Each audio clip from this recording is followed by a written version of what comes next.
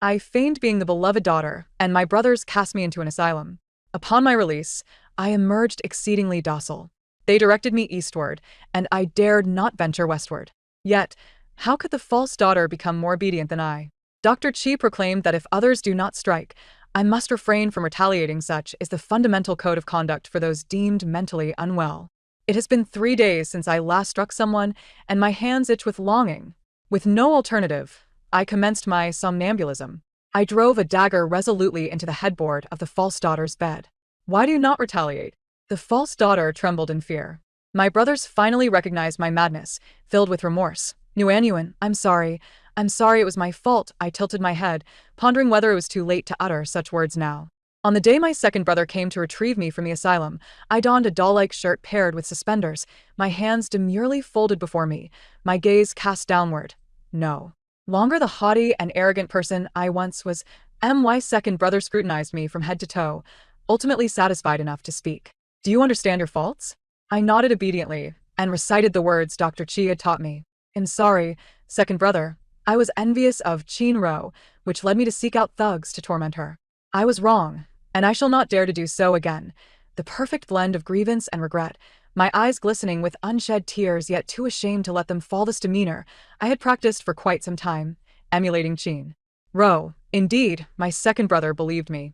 He raised his noble hand and, as if bestowing a favor, ruffled my hair. That's a good girl. Had you not behaved so excessively this time, elder brother would not have confined you to the asylum. From now on, treat Ro well. I nuzzled against his palm, mimicking Chin Ro's mannerisms. As anticipated, my second brother smiled warmly.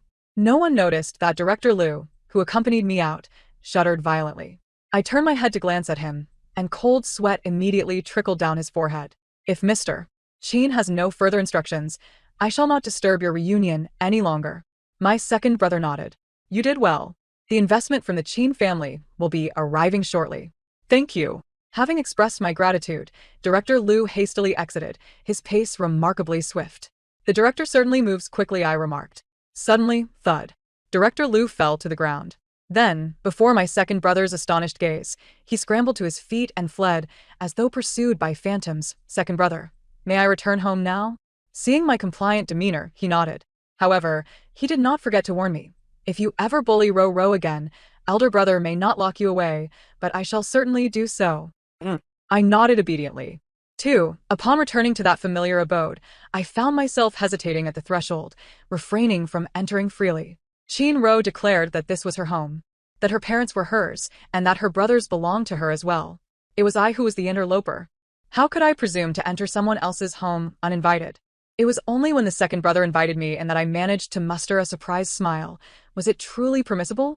Indeed, the second brother's eyes glistened with unshed tears, revealing his concern for me. However, the recollection of my past arrogance quickly quelled that sentiment. Shortly thereafter, the eldest brother and Chin Ro returned. Eldest brother, I've brought Nguyen back, the second brother announced. Has it truly been half a year so swiftly? I pondered, feeling as though time had dragged on interminably during my suffering. They seemed oblivious to the torment I endured, perceiving time as fleeting.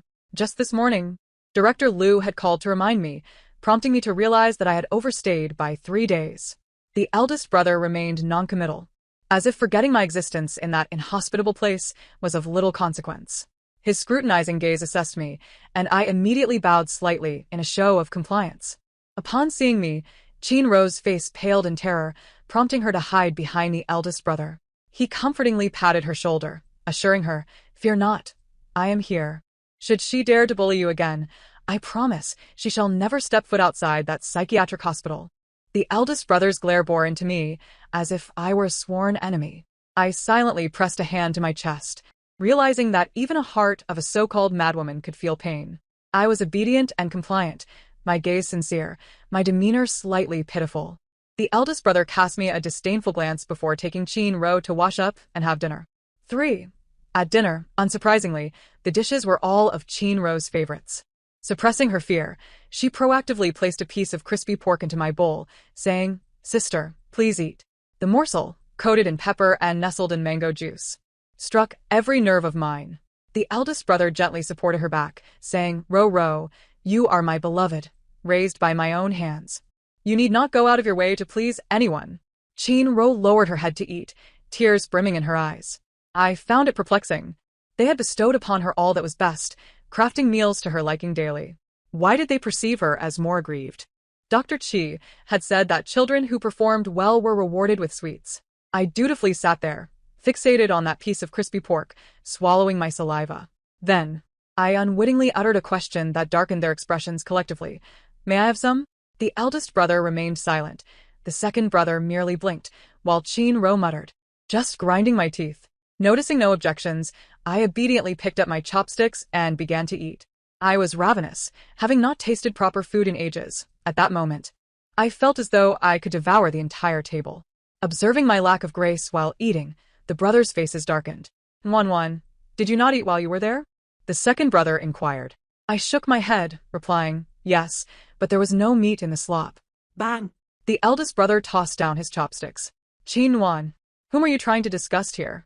That psychiatric hospital was funded by the Chin family. Lu Hai would not dare to mistreat you. He continued. There are limits to lying, you know. Daddy, I retorted. Eldest brother, have you ever experienced a bed of nails? Have you ever witnessed electric shocks? Have you seen a dog-eat-dog competition? The eldest brother had surely not, yet the Chin-ro sheltered beneath his wing laughed heartily. Had she not bowed her head so low, her grin would have stretched from ear to ear. I stood there, bewildered, too afraid to utter a word. My eyes wide with terror as I regarded the furious eldest brother. The second brother furrowed his brow and advised, today Wan has just returned. Can't we simply enjoy a meal together as a family? The eldest brother suppressed his anger, yet his disdain for me intensified. The second brother shook his head in resignation and handed me his chopsticks, saying, if Wan is hungry, let her eat more. I smiled sweetly and replied, thank you. Second brother. His pupils dilated in surprise. Was his sister capable of smiling? And so beautifully too? Why had he never witnessed this in all those years? It appeared that with a little kindness, she could indeed smile sweetly and call him brother. For a fleeting moment, it felt as if something had tightened around the second brother's heart. The eldest brother's gaze flickered momentarily, but his attitude towards me remained unchanged. 4. After I finished washing up, just as I was about to lie down, Chin-ro appeared. Sister, I have brought you some milk, she announced as she entered uninvited. I obediently accepted it, expressing my gratitude. These 2 words had never slipped from my lips before, for each of her seemingly kind gestures harbored ulterior motives. Chin-ro paused, then chuckled, sister, you have truly become obedient. In the next instant, her hand slipped, spilling milk all over me. Oh, dear sister, why did you not catch it properly? Her gaze was cunning, yet I remained still. She then picked up the only gift the brothers had given me upon my return and discarded it into the trash. I still did not move. She surveyed the room, her gaze finally resting on the framed photograph on the desk. It was the only picture of my parents and me. This time, I reacted. I grasped her hand firmly. Chin-ro finally smiled triumphantly, raising the other hand to smash the frame against the ground. My eyes blazed with fury. Oh, are you angry? If you have the ability, then strike me. A blatant provocation. As a person deemed mentally ill, the first lesson I learned was to obey. I swung my arm and slapped her across the face with all my might. Stunned by the blow, Chin-ro took several seconds before beginning her performance. Eldest brother. Second brother, help. The 2 brothers rushed in immediately, shielding Chin-ro behind them and glaring at me with anger. Chin-wan, what madness has possessed you? I obediently clasped my hands in front of me, stating, she asked me to hit her. Chin-ro, covering her face, sobbed uncontrollably. I came in to bring milk and saw sister throw away the gifts you gave her. Not only that, she even tried to tear up our parents' photo. When I stepped in to stop her, she struck me. The evidence was undeniable, leaving me no recourse. Wan, do you still harbor hatred for us? For the Chin family? It was not our parents' fault that you were mistakenly taken. It was not the Chin family's fault. The second brother's disappointment was palpable. Did I hate them? Perhaps. I had been cast away for 10 years, trained by adoptive parents to beg for alms. As I grew older, I had stolen alongside other beggar children. Being caught and beaten was a mild consequence. I had struggled to survive at the lowest rung of society, like an ant. Yet the Chin family had lavished care upon my substitute. How could I not resent them? I hated that they had not found me sooner, hated that they had abandoned me, and hated that they had adopted a replacement. I also loathed that every time it was Chin-ro who instigated trouble, they would never believe me, always siding with her. Had I known it would come to this, they should have let me perish on the streets. The eldest brother finally spoke the truth that lay heavy in his heart. I looked up at him, my demeanor shifting to one of extreme obedience. The items were tossed in the trash by Chinro, and the frame of my parents' photo was smashed by her as well. If my brothers had beards, they might have been so enraged that they would have blown them off. I presented them with my discharge papers. I swear to you with the persona of a mentally ill person, I truly did not lie. Mentally ill? The brother's pupils constricted. The second brother quickly snatched the discharge papers from my hand, his hands trembling as he realized, this appears to be genuine. I nodded, stating, Dr. Chi told us that we, the mentally ill, must be obedient and compliant in order to find our place in the world. The eldest brother cast a glance at the discharge papers, then suddenly scoffed, clearly unconvinced. Obedient? Compliant? Very well. Then you shall immediately vacate this room and let Ro occupy it. This room was a princess's abode, crafted lovingly by my parents. Designed by my mother and decorated by my father, it was a cozy nest they had prepared to welcome me back to the Chin family. Countless times. Chinro had attempted to claim it, but I had always refused. Yet today I relented. Very well. I nodded obediently and promptly began to gather my sparse belongings. My elder brother, second brother, and even Chinro were momentarily taken aback. They understood that this was my breaking point. When I truly moved out, Chinro felt a surge of excitement. She could finally reside here openly. Yet, she cautiously tugged at my elder brother's sleeve and asked, Brother, may I stay here? His countenance darkened slightly, as if to say, if she could reside here, why couldn't I? However, he had no intention of letting me off easily and pointed to the storage room downstairs. From now on, you shall sleep there. I obediently nodded and cheerfully carried my blanket inside. My brother's hand, poised in the air, remained suspended, his expression darkening as he observed me spread the blanket in the cramped space. I sensed his chest tightening with frustration. I was perplexed. Was this not what he desired? What was there to be angry about? As I lay down to sleep, he called out, Wait. I froze, too timid to move. In the next moment, the housekeeper brought in a basin of cold water and splashed it onto the bedding. Now, it was suitable for sleeping. My brother fixed his gaze on me, his face devoid of emotion. He was certain I would not be able to endure it and anticipated my true nature to reveal itself. Unfortunately for him, he would be disappointed this time. Clad in my clothes, I nestled into the damp blanket and soon drifted into a sweet slumber. Upon waking again, I found myself in the comfort of a guest room. My second brother was by my bedside, mumbling about how long it had been since he had slept. Noting that I had slumbered for 10 hours. Upon seeing me open my eyes, he expressed his concern. One, are you truly? He could not voice the full thought, but I understood his implication. I was a mental patient, yet I felt no shame. My second brother remarked, How could elder brother easily believe me? He has tested me for half a month. When he instructed me to go east, I steadfastly refused to go west. When he asked me to eat, I dared not touch chicken. He even placed my greatest fear, a meat insect, in my hand, causing me to tremble in terror, unable to discard it. My brother's expression grew darker by the day, until finally, he could no longer contain himself and questioned Chinro. It couldn't have been you, could it? Chinro had never before faced such doubt or indignity.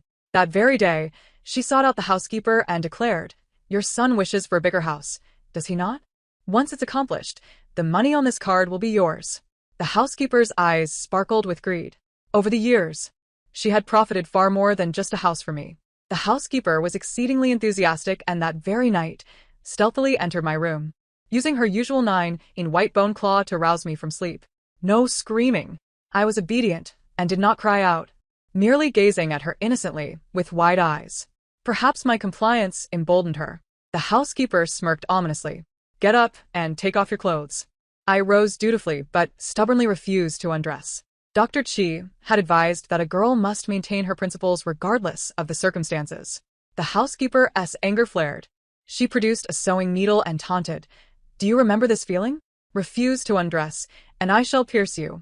I tilted my head, recalling some unpleasant memories. Once, I had a fever.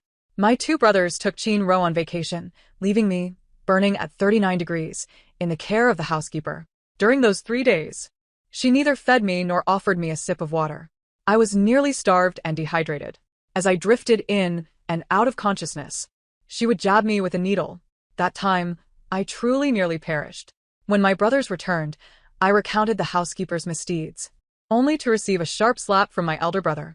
Later, I learned that during the days I endured torment in that hell, the housekeeper had been calling them daily, crying about my unreasonable behavior, claiming I had tormented her, even inflicting injuries on her own arm. It was then I realized my position in their hearts was so low that even this housekeeper surpassed me. Are you scared? Still not obedient? The housekeeper's plump face contorted grotesquely. Dr. Chi had said that individuals like her, accustomed to suppressing their true nature, would become exceedingly malicious when given an opportunity to dominate others. He also advised that one needn't be courteous to malicious individuals.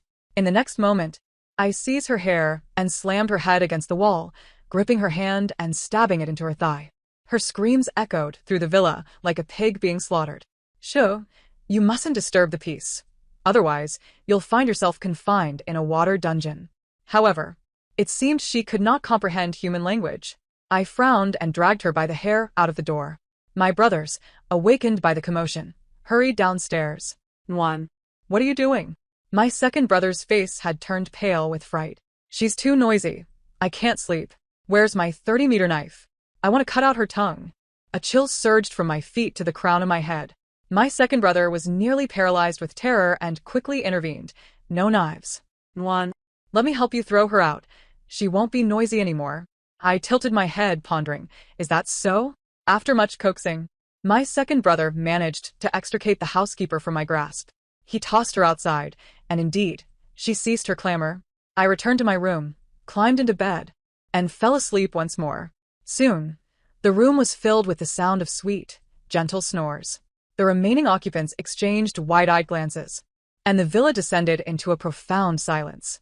"Brother, do you think she might, in her madness, strike me just as she did the housekeeper?" Chin-ro was so frightened that she could not sleep a wink throughout the night. My elder brother kept her company. He couldn't believe I would truly go mad, especially considering I was perfectly sane when I was admitted. "Brother, do you think she might be pretending?" Chin-ro's words struck a chord with my elder brother. We shall see. My second brother had stayed with me through the night and now emerged with dark circles under his eyes. Upon seeing the two conspiring, a surge of inexplicable anger flared within him. "What are you plotting?" My elder brother glared coldly at my second brother. "Mind your own business. If she dares to feign madness and harm anyone, I shall make her suffer eternally." My second brother opened his mouth, but Chin-ro interjected, her eyes brimming with tears. "Mentally ill people are not held accountable for murder. If she hates me so much, could it be that she wishes to kill me?" A chill ran down my second brother's spine as he pondered my malicious nature. It seemed plausible I could commit such an act, and ultimately, he chose to remain silent. My elder brother issued a few commands to the housekeeper. Suddenly, the door swung open, and I emerged, greeting them with a sweet smile. "Good morning." The softness of my voice sent shivers down their spines. My second brother cautiously inquired, "Wan, do you remember what you did last night?" I tilted my head and smiled. "I think I had a lovely dream." My second brother's face turned pale. The housekeeper, her legs trembling with fear, hurriedly prepared hot pot, as instructed by my elder brother. One. Komik. My elder brother, astonished, remarked. He actually smiled at me. I glanced outside to find the sun still hanging in the east.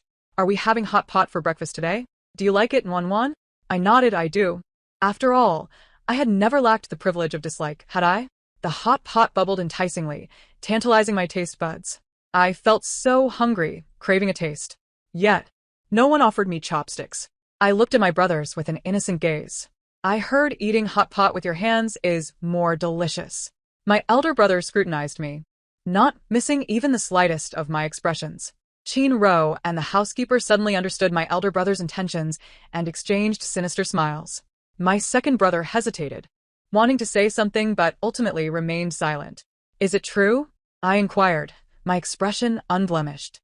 "Indeed." My elder brother replied earnestly. Chin-ro turned her head away, feigning reluctance, but unable to stifle her laughter. "Chin-wan, let us see how you continue to pretend." At that moment, my second brother began to feel uneasy.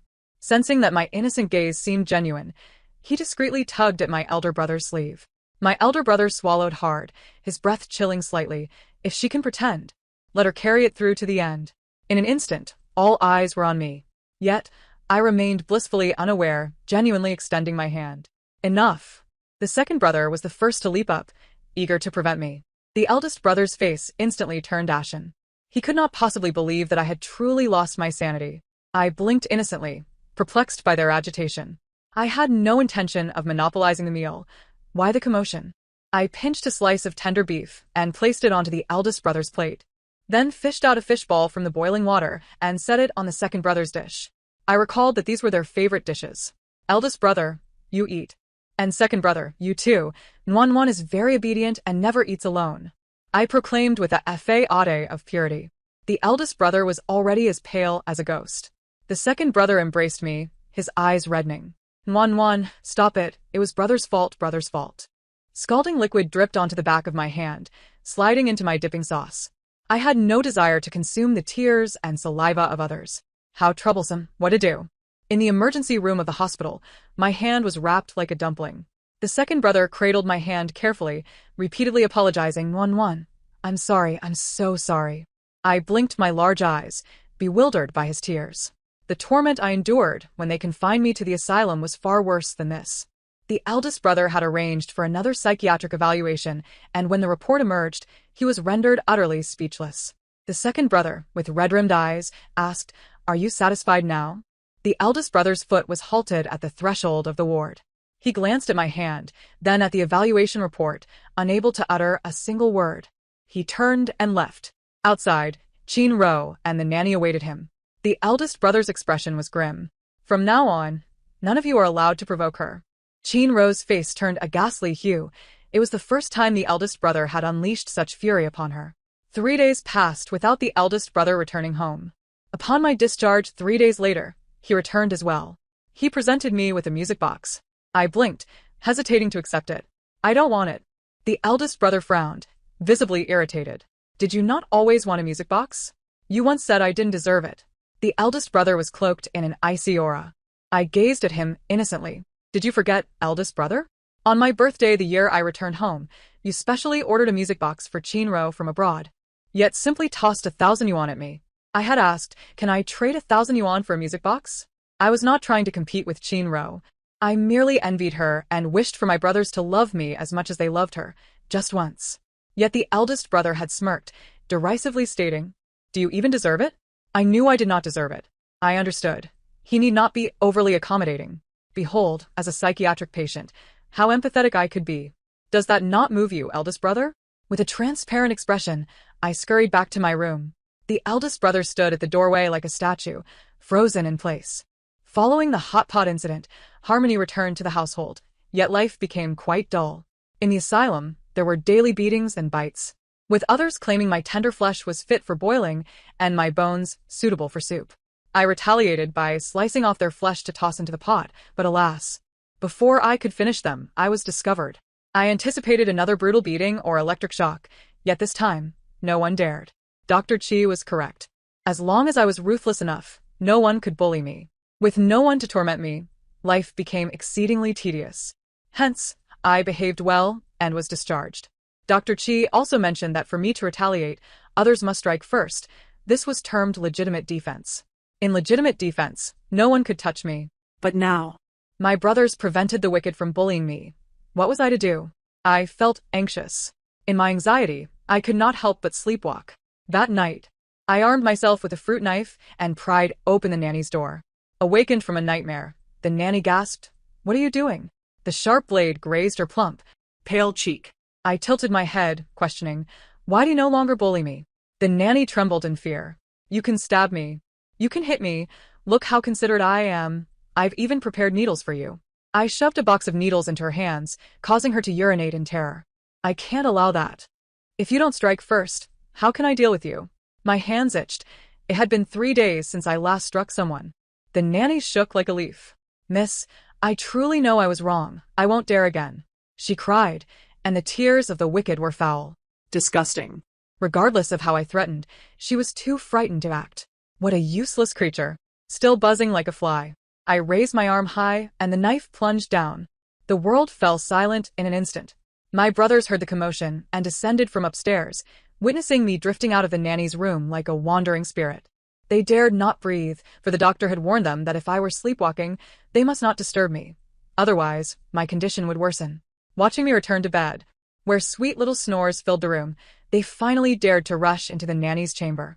A fruit knife was lodged in the headboard, mere centimeters from the nanny's ear. She was already pale with fright, having lost control of her bowels. The next morning, at the breakfast table, I was in high spirits, though my brothers appeared rather glum. The nanny trembled as she served breakfast, and I offered a sweet smile. Thank you, Auntie. The nanny. Smack. She collapsed heavily to the ground, unable to rise. I felt a bit wronged. Had I done something wrong? The eldest and second brothers sat before me, several times on the verge of speaking yet refraining. Ultimately, the eldest brother remained silent. The second brother carefully placed his fried egg into my bowl, and upon seeing my face break into a sweet smile, he cautiously asked, "Wan, do you intentionally hurt others?" I blinked my innocent eyes and declared, "No, I wouldn't. Dr. Chi said that unless others strike first, I cannot retaliate. However, if others do not strike first, you will sleepwalk and force them to act first." The second brother went pale, and the eldest brother could no longer contain himself, abruptly rising and leaving for work without having eaten breakfast. Chin-ro was so frightened she trembled, not daring to approach the table. After I sleepwalked for 3 consecutive nights, the nanny could no longer endure it. She tendered her resignation to my 2 brothers.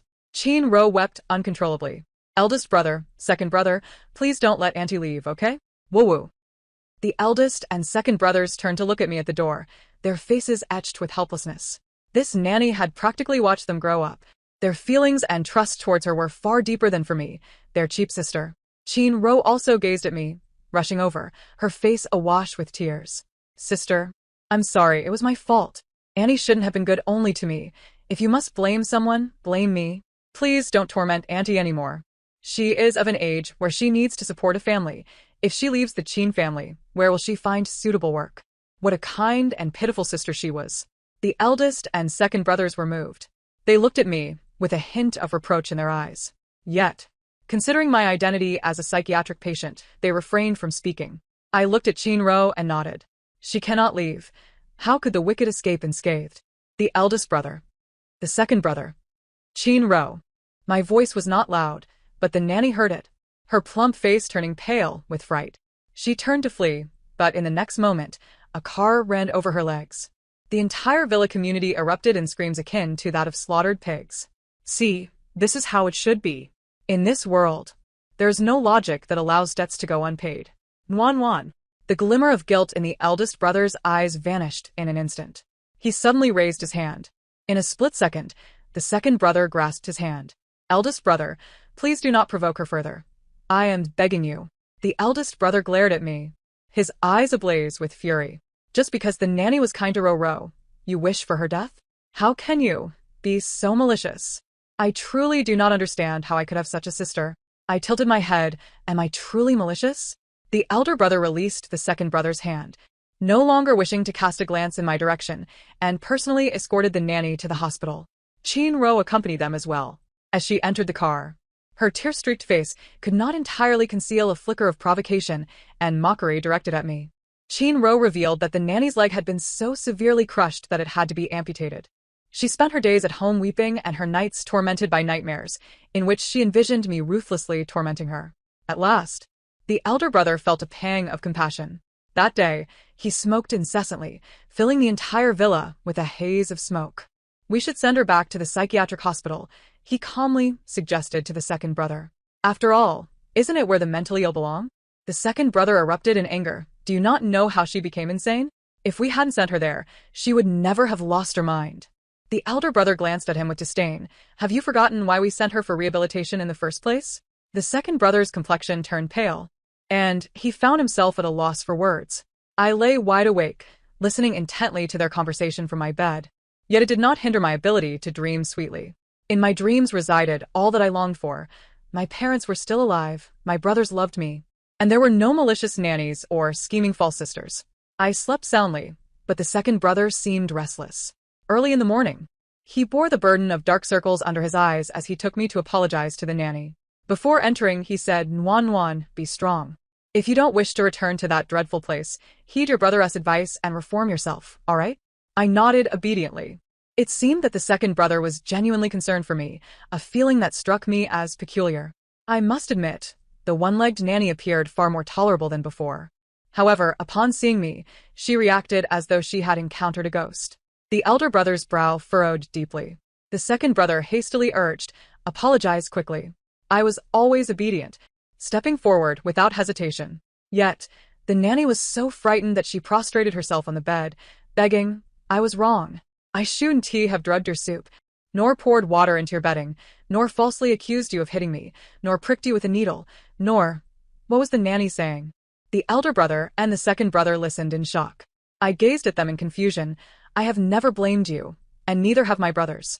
The nanny trembled in fear, finally ceasing to hide the truth. She lifted her gaze to Chin-ro.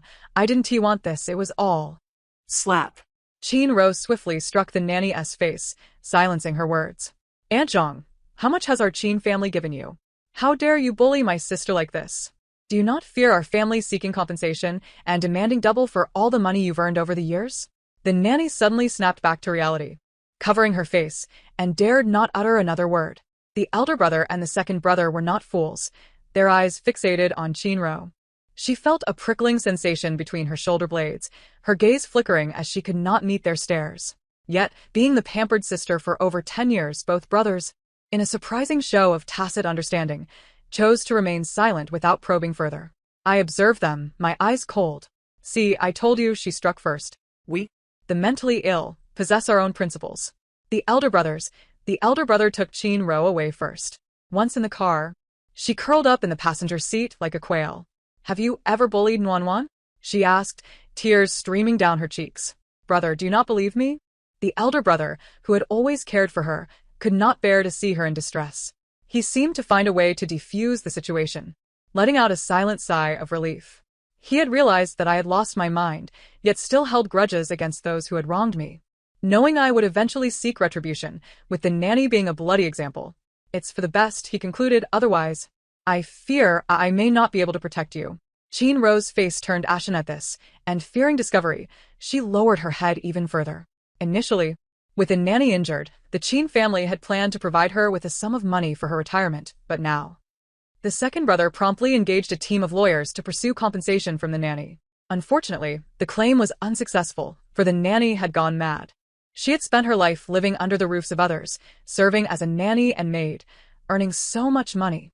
Yet it had all been squandered by her unworthy husband and son. Her beloved 10-year-old grandson had driven her out of the house with a stick, treating her like a dog. But none of this concerned me. I fixed my gaze on Chin-ro, my hand itching so much so that I broke the skin, causing it to bleed profusely. "Nuan-wan, is the burn itching again? Don't scratch it. Look, it's bleeding." The second brother, feeling a pang of sympathy, gently grasped my hand, preventing me from moving. The elder brother, ever astute, understood my intentions but chose to remain silent. Sensing my gaze, Chin-ro hastened to eat, finishing only half her meal before retreating to her room. That night, I found myself unable to sleep and knocked on Chin-ro's door. Of course, Chin-ro would not open it for me. Having grown up on the streets, fighting and picking locks, I was not easily deterred. Within a minute, I had pried open the locked door. "What are you doing?" Chin-ro exclaimed, her face drained of color. I entered with a bowl of congee, smiling at her. "You hardly ate dinner. I thought you might be hungry. I brought you some congee made by the new nanny, and it's delicious." Terrified, Chin-ro clutched her blanket and shouted for the elder brother and second brother. I frowned, displeased. "Ro, you must behave, otherwise, you might be driven out of the Chin family." I scooped up the steaming congee and aimed it at her mouth. Bang. Chin-ro overturned the bowl, scalding hot congee splattering onto my hand. At that moment, my two brothers rushed in. "Nuan-wan, what are you doing?" The elder brother pushed me aside and embraced the weeping Chin-ro. I was feeding Chin-ro. I protested. "Feeding what? It's so hot. Do you wish to burn Ro?" The second brother also lost his temper. I looked at them in confusion. I was just caring for her as she did for me before. Didn't you both tell me to learn from her? The elder brother and the second brother suddenly froze. I smiled. "Do you remember now? That time I was bullied at school and returned home in a miserable state, falling ill for a long time. Chin-ro brought me a bowl of scalding congee. The heat nearly burned my tongue. I had knocked her bowl, splattering it onto her hand, leaving a large burn. You rushed in to protect her, questioning why I was so malicious, claiming that Chin-ro was only trying to care for me, while I repaid kindness with malice. At that time, all you saw was her burned hand. yet never considered the harm caused by the scalding kanji that entered my mouth and down my throat. The room fell into a profound silence. Chin-ro could not even summon tears.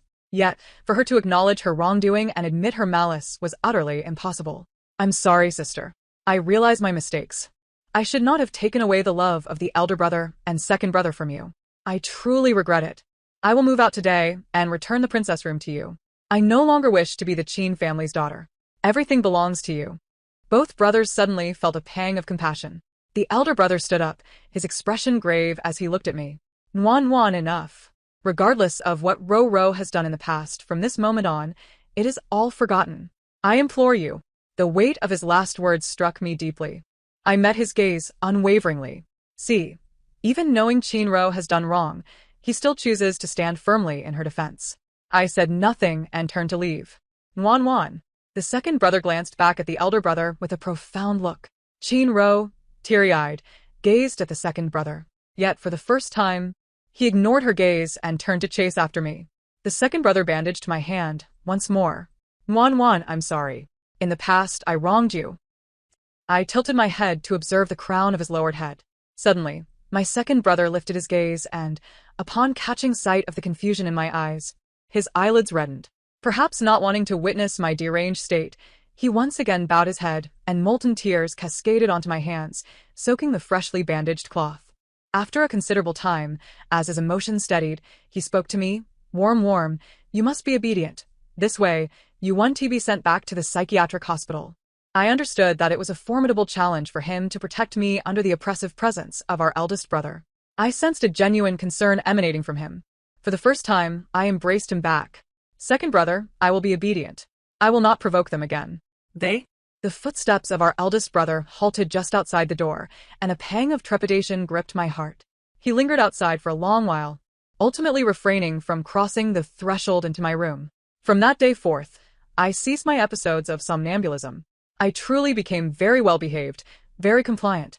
The expression on our eldest brother's face softened when he faced me. At the dining table, for the first time, he served me some food. Though it was something I did not fancy, I dutifully consumed it. However, once I left the table and made my way to the bathroom, I forcefully pressed on my throat, regurgitating everything I had just ingested. Hearing the commotion from the bathroom, our eldest brother rushed over. Warm. What are you? The rest of his words remained unspoken, for he had caught sight of the trash bin and the sight of me still clawing at my throat. The worry on his face instantly morphed into a cold rigidity. My expression remained unyielding. Doctor. She had advised me that food given to me by those who harbored malice should not be consumed, but I could not disobey. I had already ingested it. At that moment, I saw a flicker of inscrutable emotion in his eyes. Without a word, he turned and left. From then on, he never again touched the food meant for me. Chin-ro, you must return the princess room to Warm, he declared one day. Recently, Chin-ro had also become quite obedient and compliant. Both she and I awaited the day when one of us could no longer contain ourselves and would take the initiative. Do not ask how I discerned her thoughts. As a patient who had meticulously analyzed her behavioral logic countless times, I understood her intentions better than she did herself. Chin-ro gazed at our eldest brother, who had cherished her for over a decade, her eyes filled with a tinge of sorrow as she obediently replied, "All right." I knew she was on the verge of breaking. On the day of my birthday, Chin-ro excitedly informed our two brothers that she had invited classmates to celebrate. Wishing to integrate me back into the school environment, believing that the presence of our brothers would make the classmates more at ease. During this time, she had deliberately nurtured our relationship in front of our brothers. Our eldest brother, with a look of satisfaction, ruffled her hair and consented. Before leaving, he turned to me. Warm, be sure to get along well with your classmates. My nerves began to tingle with anticipation. However, Dr. Chi had advised that as a hunter, one must possess patience to accurately capture their prey. Thus, I nodded obediently, even managing to muster a faint smile. This slight smile dazzled our eldest brother. It was my first smile directed at him. The tension in his demeanor eased somewhat, and when he spoke again, his tone was unusually gentle. Later, shall I buy Warm a gift? I felt a wave of impatience and nodded hurriedly, urging him to go. My eagerness brought an unexpected joy to him. It seemed that Warm was looking forward to his gift. Turning back, he invited our second brother along to choose a present for me. They had barely left for 10 minutes when my classmates arrived. Unsurprisingly, they were all individuals who had bullied me during my time at school.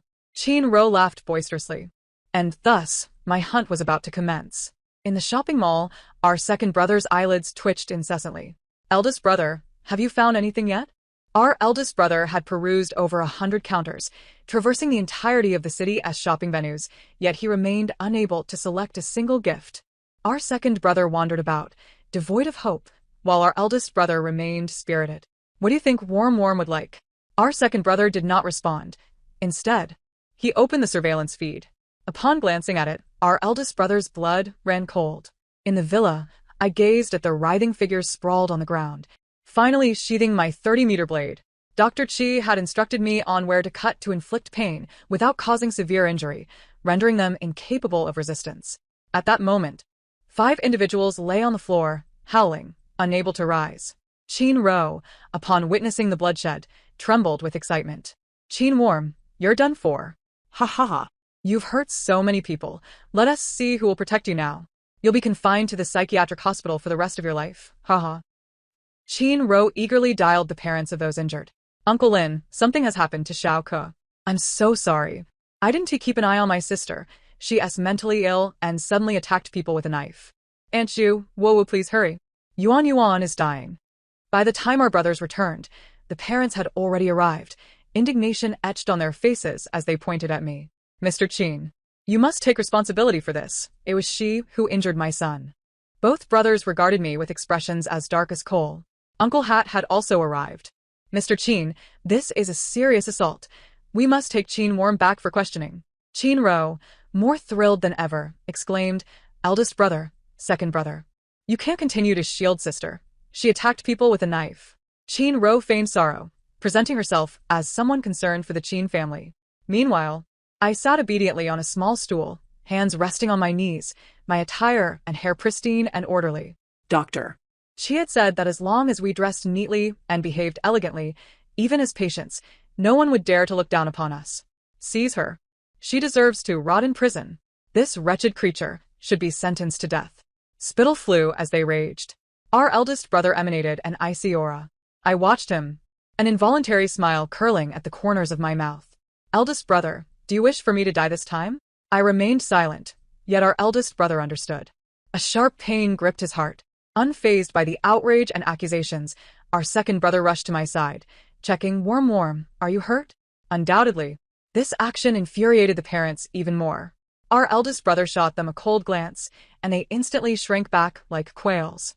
However, this was undoubtedly a prime opportunity for extorting the Chin family. They could not back down. Yet our eldest brother denied them that chance. He addressed Uncle Hat. My sister is mentally ill. While she may be unwell, she has never harmed anyone unless provoked. The parents were speechless. Chin Ro was likewise rendered mute. A chilling breeze swept past my neck. Our eldest brother produced his phone to show Uncle Hat the incriminating footage. Initially, the parents believed that the purpose of my birthday celebration was merely to exchange for a princess dress, observing my obedient demeanor. The girls began to undress me, while the boys, with their phones out, captured the moment, their mouths spewing vile remarks. I stood there, allowing them to manipulate me until someone discovered that their actions failed to provoke me. The girls resorted to scratching me, while the boys began to grope me, and then I retaliated. Uncle Hat swiftly confiscated the phones of those who had recorded the incident, with irrefutable evidence. The parents trembled in fear, hardly daring to breathe. Chin Ro's face turned pale. How could there be surveillance? When was it installed? Why was I unaware? She glanced at our second brother, who was also looking at her, his eyes betraying an unmistakable disdain for the first time. Chin Ro shuddered, quickly lowering her gaze. Thus, it could be determined that Miss Chin acted in self-defense. Uncle Hat ultimately reached this conclusion. Such a golden opportunity for extorting the Chin family. How could the parents be willing to let it slip away so easily? Comrade, look at the blood on the ground, look at their injuries. Even if it was self-defense, isn't it excessive? Uncle Hat nearly rolled his eyes, directly exposing the wounds on the little miscreants. It appears that the profuse bleeding and numerous wounds are merely superficial, not requiring even a single stitch. The parents are bewildered. What sort of surgical precision is this? Faced with the eldest brother now, they tremble uncontrollably. Having nothing to leverage against the Chin family, The Lin family's investment has been rescinded, the Zhu family's collaboration terminated, and there is also the Zhao family. Every individual present, without exception, is accounted for. They dare not direct their anger towards the eldest brother, choosing instead to unleash it upon the wayward offspring responsible for the calamity. It is you, you little wretch, who has caused me to lose such a substantial deal. The wayward youths huddled together in fear. It was all Qin Ro's instigation. I swear, I have evidence. Not only did she incite us to torment Qinwan today, but she also orchestrated our bullying of Qinwan at school, smearing glue on her seat, defiling her clothing, and tearing apart her assignments and papers. We had no choice. She threatened us, saying if we did not comply with her demands, she would persuade her elder brother to terminate our family's collaboration. The eldest brother's complexion pales again. What did you say? Do you think that by dragging Ro into this, I would let you off the hook? We are not lying. We have proof. Someone produced a recording of Qin Ro instigating them to bully me at school. None are fools. While Qin Ro sought to punish Qin Wan, they could not afford to offend the Qin family nor defy Qin Ro, leaving them with no option but to retain evidence. The last remnants of the eldest brother's faith were utterly shattered. Ro, how dare you? The second brother, filled with rage, struck Qin Ro across the face. How dare you, a mere adopted daughter of the Qin family, wield the family's power to bully my biological sister? The slap landed squarely on Qin Ro's face. The eldest brother instinctively attempted to intervene, yet his feet halted midway as he suddenly turned to face me. I was gazing back at him, a faint smile still gracing my lips. In that instant, the eldest brother's heart felt as though it were being squeezed painfully. He closed his eyes. All of his vigor dissipated. Qin Ro, you have moved out. From now on, the Qin family will no longer acknowledge your existence. Qin Ro was dragged out by the nanny. Cast out into the open air, her cries could still be heard. I tilted my head, observing my two brothers. Why? Won't she be confined to a mental institution? The brothers replied, you are merely suspected of inciting thugs to bully her. And I was locked away in a mental institution for half a year. Now that she has irrefutable evidence, she is simply expelled without consequence? Indeed. Only those favored can act with impunity. The eldest brother's heart quivered. Wan, I. Suddenly, I comprehended. I had no right to compare myself to her. I understood. I remained obedient, my demeanor untouched by grime. The eldest brother's hand, hanging at his side, clenched into a fist. After that day, my brothers sought to make amends, treating me with great kindness. For the first time, I felt what it was like to receive the affection that Qin Ro had once enjoyed. One day, the eldest brother finally mustered the courage to serve me food again.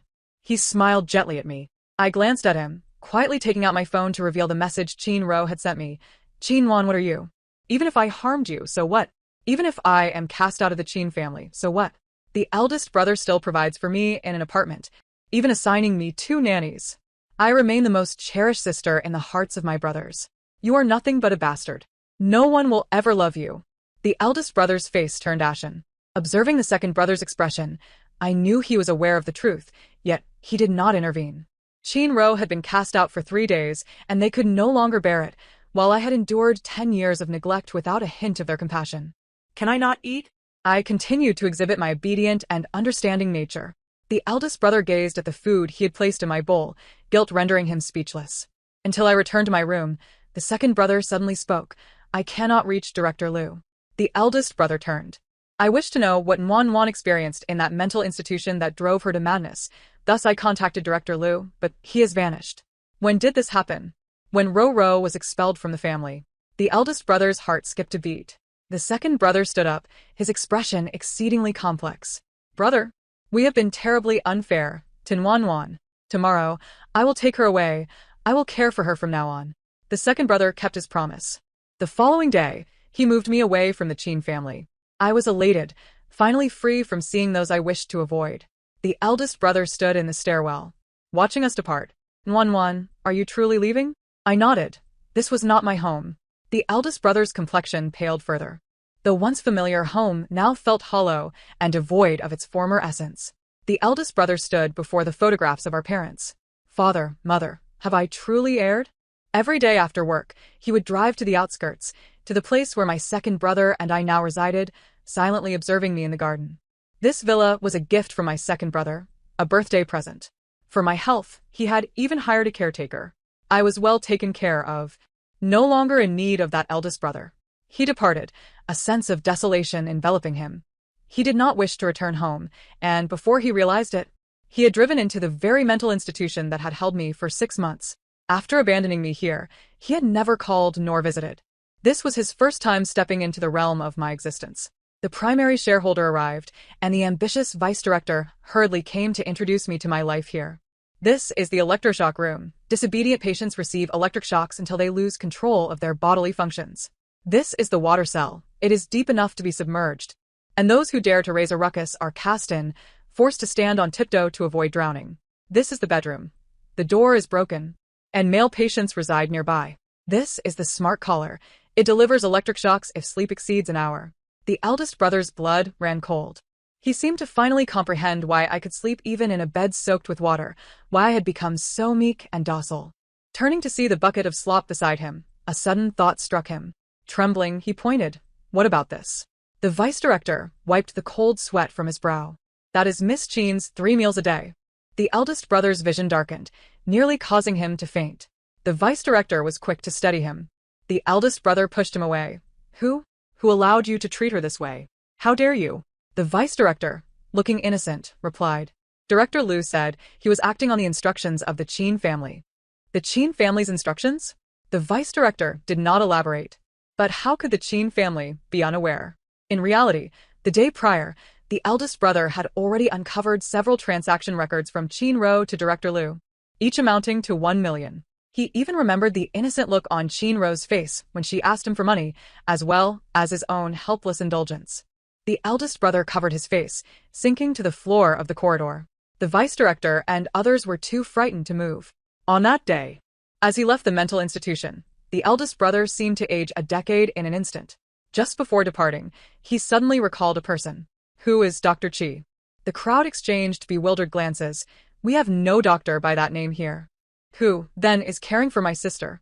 After a moment of silence, someone hesitantly murmured. Could it be that Dr. Chi locked away in the psychiatric ward? Director Liu once confined Miss Chen there for 3 months. The eldest brother sensed impending dread. The psychiatric ward? Someone quickly explained. Miss Chen was tortured here for 3 months and remained unmanageable, so Director Liu placed her in the psychiatric ward. Anyone who proves unmanageable becomes exceedingly obedient there. And Dr. Chi, he is not a doctor. He is a serial killer. The eldest brother felt his blood chill to the core. At that moment, Chen Ro's call came through. Elder brother, something has happened. I just saw Wan being taken by those thugs. Soon, both brothers rushed over. I want to stop them, but I cannot fight them. Woo-woo. Chen Ro rolled up her sleeves, revealing the wounds on her arms to her 2 brothers.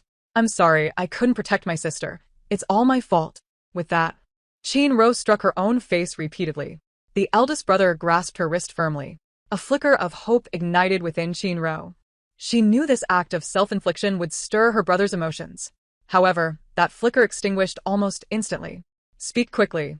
Where is she? Otherwise, do not blame me for my harshness. The icy gaze of her eldest brother pierced her very soul. Chen Ro, cease your tricks. If Wan comes to harm, I will make you regret ever being born.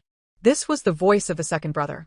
In the past, she had vehemently denied bribing those ruffians, yet they had confessed, and her brothers refused to believe a word she said.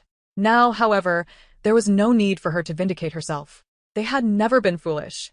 It merely depended on whom they chose to believe. Chen Ro's legs weakened. Why did her brothers no longer trust her? How could they discern her involvement so easily? By the time her brothers arrived, she had already dealt with most of the assailants. Doctor. She had taught her how to overcome the strong with the weak and how to face many alone. She is insane. Help. We were only following Chen Ro's orders. The ruffians cowered into a corner, terror-stricken. Tilting her head, she called out, Eldest brother, did you hear that? I did not strike first. Holding the bloodied 30-meter-long blade, her gaze fell upon Chen Ro. The latter was already pale with fear, bolting for the exit, but she was intercepted by her eldest brother. With a sickening thrust, the blade pierced his body. She looked up at her eldest brother, bewildered. Why? His eyes brimmed with tears as he cradled her head. Wan, I am sorry. It was my fault. In an alternate account, the second brother recounted how the eldest brother had personally cast Chen Ro into a mental institution. The only demand was that Nuan would endure the same torment she had inflicted upon others. If she remained sane, the Qin family would grant her freedom. Yet, within a month, she had succumbed to madness. This revelation shocked him, for the eldest brother's affection for Qin Ro was boundless and unconditional. His decisiveness this time astonished him, but once he uncovered the full extent of Nuan's suffering in the institution, his heart felt as though it might shatter. He sought out Dr. Qi personally. At that moment, the doctor was sipping tea, cultured and poised. Had it not been for his patient garb, he would have seemed entirely unremarkable, even amiable, a far cry from a mental patient and serial killer. He had investigated the doctor's past, a medical PhD who had returned from abroad, refusing lucrative offers. He had joined a prestigious hospital. He was compassionate, providing the most affordable treatment options for patients and even covering the costs for the impoverished.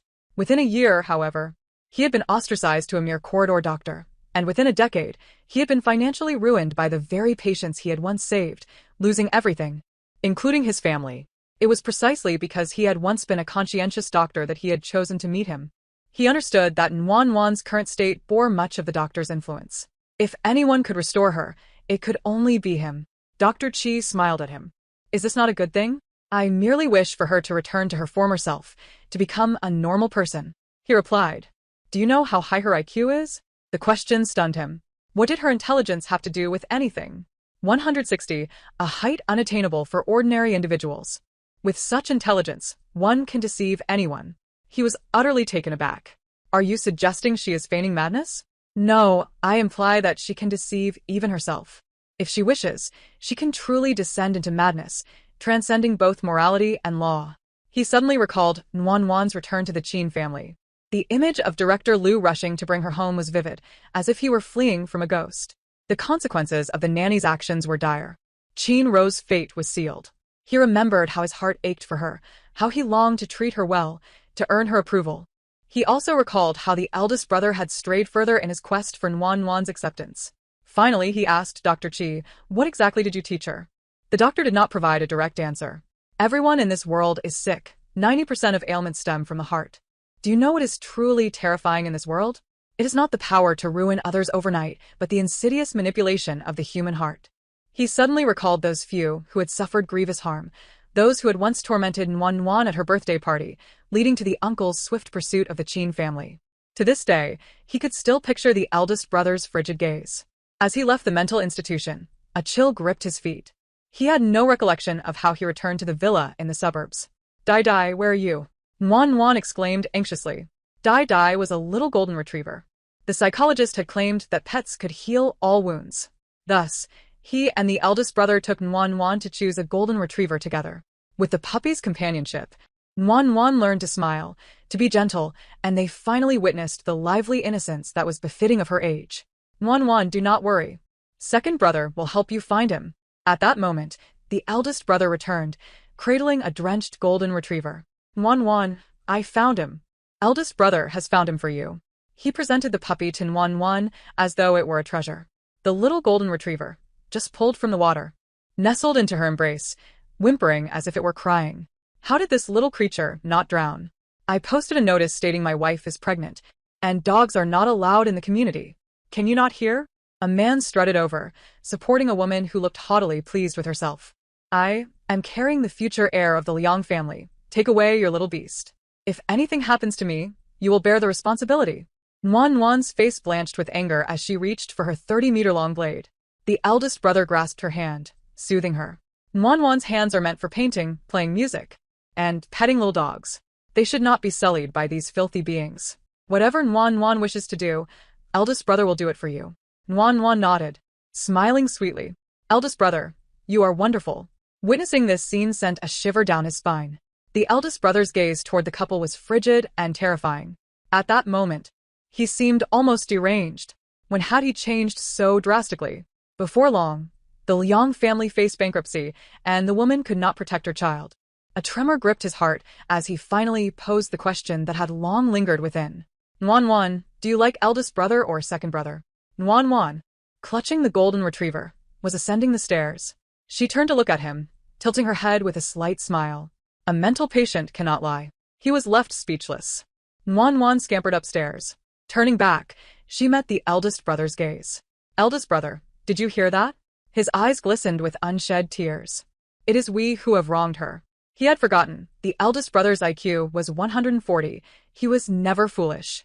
Suddenly, he recalled Dr. Chi's last words to him. You should be grateful for her innate kindness. As long as others do not harm her, she will never harm anyone else. An overwhelming sadness surged within him. Nuan, I am sorry. Truly, I am sorry. It is we who have caused you to suffer thus. That day, he abandoned his beloved art to pursue law. The road ahead would require someone to safeguard her. Dr. Chi advised, when dealing with intelligent individuals, never presume to be clever yourself. The evidence you provide can always be discredited in myriad ways. Only when they are moved by emotions and conduct their investigations will they be truly convinced. Guilt and love are the most potent driving forces in this world. Qin won the end. Thank you for listening. If you enjoyed it, remember to give a like and subscribe. Until we meet again in the next story.